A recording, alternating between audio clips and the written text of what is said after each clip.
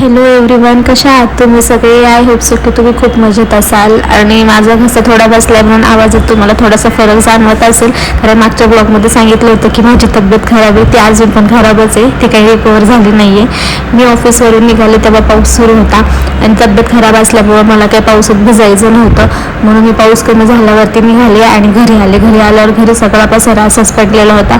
आम्ही पण जॉबला गेले होते सकाळी, त्यांना पण काही उरकायला वेळ नाही भेटला आणि मी पण तसे सुटून जॉबला निघून गेले. आणि घरी आले, मला करायचं होतं खूप सारा स्वयंपाक आणि मग ते सगळा पसारा वगैरे मी थोडासा साईडला केला आणि सुरुवात केली स्वयंपाकाला. चला म्हटलं आपली जादूची छडी फिरवावी आणि स्वयंपाक रेडी करावा. तर आपण आपली जादूची छडी फिरूया. चला 1 2 बट झाला आपला स्वयंपाक तयार. आता स्वयंपाक झालेला आहे. मी बनवली होती शेवची भाजी, चपाती, वरण आणि ह्या सगळ्या गोष्टी मी बनवल्या होत्या. आणि कसं वाटलं तुम्हाला माझा मिनी ब्लॉग कमेंट करून नक्की सांगा. भेटूया आता नेक्स्ट ब्लॉगमध्ये. थँक्यू.